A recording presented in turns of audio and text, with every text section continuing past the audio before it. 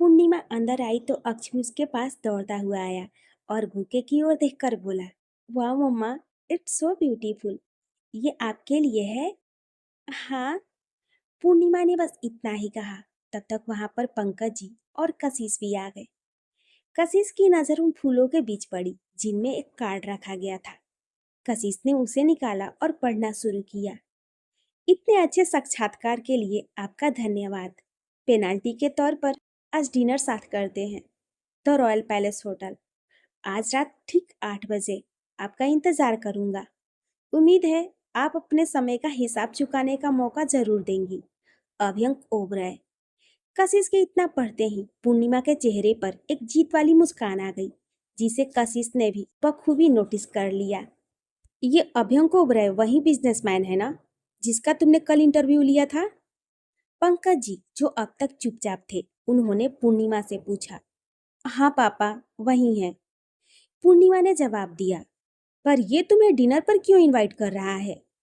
पंकज जी ने फिर से सवाल किया।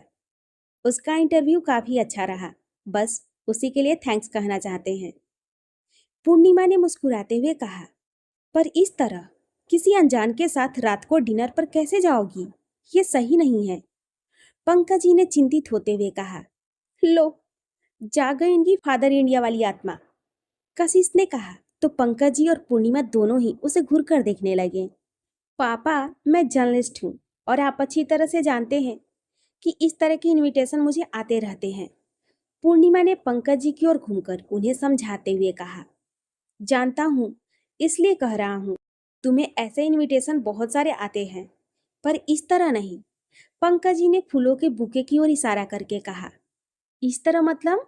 बुके भी तो आते रहते हैं ना पापा। पूर्णिमा ने फिर से कहा। बुके आते हैं, पर उन सभी फूलों में, और इसमें काफी अंतर है बेटा। इस गुलदस्ते में सारे फूल तुम्हारी पसंद के हैं, पंकज जी ने कहा। तब जाकर पूर्णिमा और कशिश ने भी नोटिस किया, और इस बार पूर्णिमा के पास पंकज जी की बात का कोई जवाब नहीं था। एक बात और है, बाकी इनविटेशन के आते ही तुम उन्हें माना कर देती हो या उन्हें कैसे टालना है ये सोचकर परेशान हो जाती हो। पर आज ना तुमने माना किया और ना ही तुम्हारे चेहरे पर मुझे परेशानी दिखी। इतना कहकर पंकज जी सोफे पर जाकर बैठ गए। पूर्णिमा ने अपनी आंखें मीच ली। कुछ सेकंड बाद वह पंकज जी के पास गई और उनके पास बैठते हुए बोली।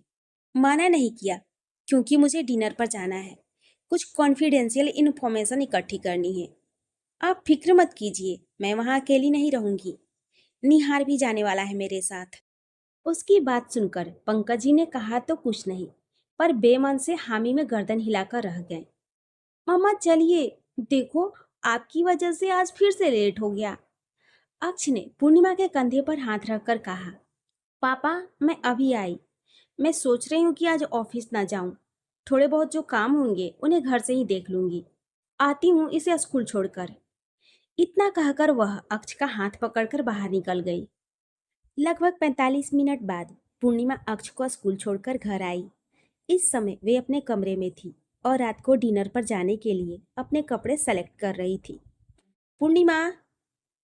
कशिश की आवाज आई तो पूर्णिमा ने पीछे पलट कर देखा, जहां कशिश खड़ी थी और उसके चेहरे के भाव गंभीर थे। हाँ बोल, पूर्णिमा ने कपड़े देखते हुए कहा। पूर्णिमा, मामा जी की बात गलत नहीं है। आखिर तू जानती ही कितना है उसे। एक बार इंटरव्यू हुआ और उसने तुझे सीधा डिनर पर बुला लिया। कशिश ने कहा तो पूर्णिमा ने उसे घूरा। सॉरी, डेट नहीं, डिनर। कशिश ने सिर झुकाकर धीरे से कहा। पर जो भी हो, जाना तो तुझे अकेले ही है उसके साथ। उसने कुछ किया तो, तेरे करीब आया तो, कहीं तुझे किस। कशिश! पूर्णिमा ने उसे घूरते हुए जोर से चिल्लाया। दिमाग कहाँ है तेरा?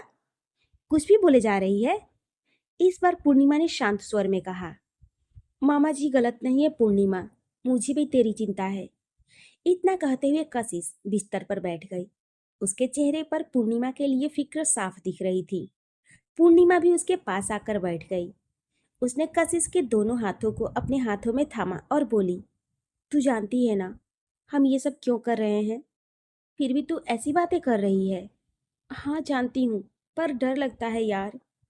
कशिश ने उसके हाथ को कसकर थामते हुए कहा। मैं जिस राह पर हूँ वहाँ डर की कोई जगह नहीं है कशिश। हम जैसा सोच रहे हैं अगर वैसा ही निकला तो हम पहले ही बहुत कुछ खो चुके हैं पूर्णिमा। हिम्मत नहीं है तुझे खोने की। हम तीनों ही मर जाएंगे। पूर्णिमा, अगर तुझे कुछ हुआ तो। इतना कहते हुए कशिश की आंखों में आंसू आ गए। पूर्णिमा ने उसे कसकर अपने गले से लगा लिया। ओए, अब तो मुझे सेंटी मत कर। पूर्णिमा ने खुद को मजबूत दिखाते हुए कहा। और एक मिनट, ये देख। पूर्णिमा ने कशिश से अलग होकर पास पड़े अपने पर्स से कुछ निकालकर दिखाते हुए कहा, पेपर स्प्रे। कशिश ने उस सामान को देखा। हाँ, ये है मेरे साथ। फिर डर किस बात का? पूर्णिमा ने मुस्कुराकर कहा, ताकि कशिश का मूड ठीक हो सके। और हुआ भी। उसकी बातें सुनकर कशिश के चेहरे पर मुस्कान खिल गई। अच्छा, ये सब छोड़। ये बता, ऑफिस आज से ही ज्वाइन कर रही है ना? पूर्णिमा ने पूछा। नहीं, आज कुछ बहाना बना दिया। कल तक सोचती हूँ कि क्या करना है। पर इतना क्या सोचना, कंपनी अच्छी है, सैलरी अच्छी है। हाँ, कर दे। पूर्णिमा ने उसे समझाया। पर बॉस, वे बिल्कुल भी अच्छा नहीं है। कशिश ने मुंह बनाते हुए कहा।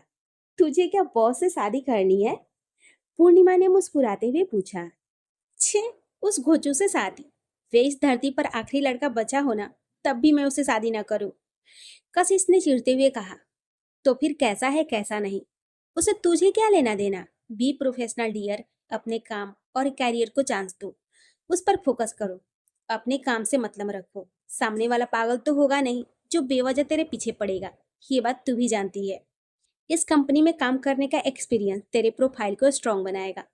फिर इस अनप्रोफेशनल बिहेवियर का कोई सेंस ही नहीं है। Think about it. पूर्णिमा ने समझाया। ठीक है मेरी माँ, समझ गई। तू जो मुझे समझाना चाहती है। मैं हाँ कर दूंगी, पर कल से ज्वाइन करूंगी। कशिश ने अपने दोनों हाथ जोड़कर और सिर झुकाकर कहा। तो पूर्णिमा के चेहरे पर मुस्कान आ गई। चल, अब रात को डिनर पर जाने के लिए कपड़े सेलेक्ट करने में मेरी मदद कर। पूर्णिमा ने कहा तो दोनों मिलकर कपड़े देखने लगी। 8:10 पर पूर्णिमा की स्कूटी आकर रॉयल पैलेस होटल के बाहर रुकती है। स्कूटी पर बैठी पूर्णिमा ने जब अपना हेलमेट हटाया तो उसके घने लंबे बाल खुली हवा में लहरा गए। उसने नजर उठाकर उस होटल की बिल्डिंग को देखा। तब तक वहां लगभग दौड़ता हुआ एक वॉचमैन आ गया। आते ही उसने कहा, दीजिए मैम, मैं स्कूटी पार्क कर दूंगा। वॉचमैन की बात सुनकर पूर्णिमा ने सवालिया नजरों से उसकी ओर देखा। तब तक सूट बूट पहने हुए एक अधेड़ उम्र का आदमी वहां आया और पूर्णिमा की ओर देखकर बोला, good evening ma'am, I am the manager of this hotel. उसकी बात सुनकर पूर्णिमा हल्के से मुस्कुराई। Ma'am, Abhyank sir is waiting for you at the dinner table. Manager ने फिर से कहा। पूर्णिमा ने उसकी बात सुनकर हल्के से गर्दन हिलाई और अपनी स्कूटी की चाबी उस गार्ड की ओर बढ़ा दी। उसके बाद उसने अपनी कमर में लिपटे आंचल को खोलकर ठीक से सेट किया और आगे बढ़ने लगी। Ma'am, this way. मैनेजर ने अपने दाएं हाथ से एक और इशारा करते हुए बताया। पूर्णिमा एक जानी मानी जर्नलिस्ट है। लोगों से मिलना जुलना और बातें करना उसके लिए आम बात है। पर आज कुछ तो अलग सा है। पूर्णिमा के कदम आगे बढ़ते हैं, पर न जाने क्यों दिल की धड़कनों ने आज अपनी रफ्तार बढ़ा ली। एक हल्की सी बेचैनी और घबराहट महसूस होने लगी। पूर्णिमा खुद को संभालते हुए अपने कदम बढ़ा रही थी। आगे जाकर उसे एक स्विमिंग पूल दिखा और साथ ही एक खूबसूरत सा नजारा। पूल साइड के पेड़ों और झाड़ियों पर फेरी लाइट्स की जगमगाहट थी। हल्की हल्की ठंडी हवाएं चल रही थी और बगल में बनी फूलों की क्यारियों से भीनी भीनी मनमोहक खुशबू आ रही थी। ये सब देखकर मन को जैसे एक सुकून मिला, पर बेचैनी अब भी वैसी ही थी। पूर्णिमा पूल साइड खड़े होकर चारों ओर देखने लगी। उसे वहां कोई नहीं दिखा। खुद को अकेला पाकर पूर्णिमा की धड़कनों ने अपनी रफ्तार और बढ़ा ली। लेकिन ऐसा सिर्फ उसे ही लग रहा था, क्योंकि उसके ठीक पीछे डिनर टेबल के पास खड़ा अभयंक उसे ही देख रहा था। ब्लैक साड़ी और रेड स्लीवलेस ब्लाउज में पूर्णिमा कमाल की खूबसूरत लग रही थी। उसके खुले बाल हल्की हवाओं में लहरा रहे थे और साथ ही झूल रहे थे उसके कानों के झुमके। अभयंक उनमें ऐसा खो गया कि उसे भी आभास नहीं हुआ, और होता भी नहीं अगर टेबल पर रखा उसका फोन रिंग ना हो रहा होता। अभयंक अपने ख्यालों से बाहर आया और फोन की ओर देखा तो उस पर आधार का नाम फ्लैश हो रहा था। अभयंक ने कॉल रिसीव नहीं किया और फोन साइलेंट कर दिया। वहां इस समय इतनी शांति थी कि उसके फोन की आवाज पूर्णिमा तक भी पहुंच चुकी थी। अभयंक ने देखा कि पूर्णिमा उसकी ओर ही आ रही है। पूर्णिमा के वहां आते ही अभ्यंक ने आगे बढ़कर उसे ग्रीट करते हुए अपने दोनों हाथ जोड़कर नमस्ते कहा। तो पूर्णिमा के होठों पर एक खिलखिलाती हुई हंसी थिरक गई। उसने भी हंसते हुए अपने दोनों हाथ जोड़कर अभ्यंक को नमस्ते कहा। तो इस बार वे हंसी अभ्यंक के चेहरे पर खिल गई। आइए बैठिए, अभ्यंक ने एक चेयर खींचते हुए कहा। तो पूर्णिमा भी अपने होठों पर मुस्कान लिए उस चेयर पर बैठ गई और धीरे से अभ्यंक को थैंक यू कहा। फिर अभ्यंक भी उसके सामने वाली चेयर पर बैठ गया। पूर्णिमा बड़े ही गौर से वहां रखी हर एक चीज को देख रही थी और अब उसे असहज महसूस होने लगा, क्योंकि वहां टेबल पर सेंटेड कैंडल जल रहे थे और साथ ही ढेर सारे लाल गुलाब भी रखे हुए थे। उसके साथ ही हार्ट शेप के रेड बैलून्स भी नीचे बिखरे हुए थे। ऐसा लग रहा था कि मानो ये कोई सिंपल डिनर ना होकर कोई रोमांटिक डेट हो। आई एम सॉरी, अभ्यंक ने कहा। तो पूर्णिमा ने सवालिया नजरों से उसकी ओर देखा। अभ्यंक ने फिर कहा, वे ये सब, आई मीन, आई नो कि आप ये सब डेकोरेशन देखकर अनकंफर्टेबल फील कर रही हैं, बट ट्रस्ट मी, ये सब मैंने नहीं करवाया। एक्चुअली मैंने अपने असिस्टेंट को सिर्फ डिनर ऑर्गेनाइज करने को कहा था, पर उसने ये सब, मैं इसे हटाने ही वाला था, लेकिन तब तक आप आ गई। इतना कहकर अभ्यंक चुप हो गया। उसकी बातों से और उसके चेहरे से साफ जाहिर हो रहा था कि उसे इन सब का कोई आइडिया नहीं था। It's okay, no problem. Abhyank के एक्सप्लेनेशन के बाद पूर्णिमा थोड़ी सी सहज हुई। तो आप क्या खाना पसंद करेंगी? अभ्यंक ने बात आगे बढ़ाते हुए कहा। आप जो खिला दें। पूर्णिमा ने भी मुस्कुराते हुए कहा, वे तो मैं नहीं कर सकता। मैं खाना मंगवा सकता हूँ, पर खिला नहीं सकता आपको। अभ्यंक ने थोड़ा सीरियस होते हुए कहा, फिर मुस्कुराकर उठा। उसकी बातों का मतलब समझकर पूर्णिमा ने कहा, आईक्यू लेवल काफी अच्छा है आपका, पर मैं खाना मंगवाने की ही बात कर रही थी। तो बताइए, क्या मंगवाऊं आपके लिए? अभ्यंक ने पूछा। आप जो चाहें, पूर्णिमा ने कहा। Okay then, roasted chicken, egg fried rice. No, मैं ये सब नहीं खा सकती, आई एम वेजिटेरियन। पूर्णिमा ने अभ्यंक को बीच में ही टोकते हुए कहा। इसलिए कह रहा था आपको ऑर्डर करने का, अभ्यंक ने कहा। तो पूर्णिमा ने उसकी बात का मान रखते हुए कहा, मुझे सिंपल खाना ज्यादा पसंद है। अगर पॉसिबल हो तो मेरे लिए सादी रोटी और कोई भी ग्रीन वेजिटेबल मंगवा दीजिए, और आप अपने लिए चाहे चिकन या एग मंगवा सकते हैं। अभ्यंक ने अपना फोन उठाया और किसी को कॉल लगाते हुए पूर्णिमा ने जो खाना कहा था उसे 2 प्लेट लाने को कहा। तो पूर्णिमा ने उसकी ओर देखते हुए कहा, 2 प्लेट क्यों? क्यों, मैं क्या भूखा रहूंगा? अभ्यंक ने अपना फोन साइड में रखते हुए कहा, नहीं ऐसा नहीं है, मेरा मतलब है आप मेरी वजह से इस तरह का सादा खाना खा रहे हैं। पूर्णिमा ने थोड़ा उदास होते हुए कहा, नो, आपकी वजह से नहीं, मेरी वजह से, क्योंकि मैं भी वेजिटेरियन ही हूँ और सादा खाना ही पसंद करता हूँ। इस मामले में मेरी और आपकी थिंकिंग काफी मैच करती है। अभ्यंक ने कहा, पर आप तो थोड़ी देर पहले नॉनवेज ऑर्डर करने वाले थे। पूर्णिमा ने पूछा, क्योंकि उसे समझ नहीं आया कि जब वे खुद वेजिटेरियन है तो वे उसके लिए नॉनवेज क्यों ऑर्डर कर रहा था। वे तो आपके लिए कर रहा था, मुझे कैसे पता होगा कि आप खाने में क्या पसंद करती हैं? अभ्यंक ने मुस्कुराते हुए कहा। ओह हाँ, पूर्णिमा को अपने सिली से क्वेश्चन पर शर्म आने लगी। पूर्णिमा के इतना कहने के बाद वहां खामोशी छा गई। कुछ मिनट तक दोनों ही चुप रहे। शायद बात करने के लिए कुछ था ही नहीं उनके बीच। कुछ मिनट बाद अभ्यंक ने खामोशी तोड़ते हुए कहा, वैसे थैंक यू, किस बात के लिए? पूर्णिमा ने उसकी ओर देखते हुए पूछा, आपने मेरे इंटरव्यू को इतना पॉजिटिवली दिखाया। बिजनेस वर्ल्ड में मेरी जो इमेज है उसमें आपने और 4 चांद लगा दिए, और इसका फायदा मेरे बिजनेस को होना शुरू हो चुका है। इतना कहकर अभ्यंक चुप हुआ और अपने साइड वाले चेयर से एक पैकेट उठाकर पूर्णिमा की ओर बढ़ाया और कहा, ये आपके लिए। क्या है ये? पूर्णिमा ने पूछा। आप खुद देख लीजिए, अभ्यंक ने बस इतना ही कहा। पूर्णिमा ने फिर आगे कुछ नहीं कहा और उस पैकेट के अंदर हाथ डालकर एक बॉक्स निकाला, जिसमें बहुत ही खूबसूरत डायमंड के नेकलेस और इयररिंग्स थे।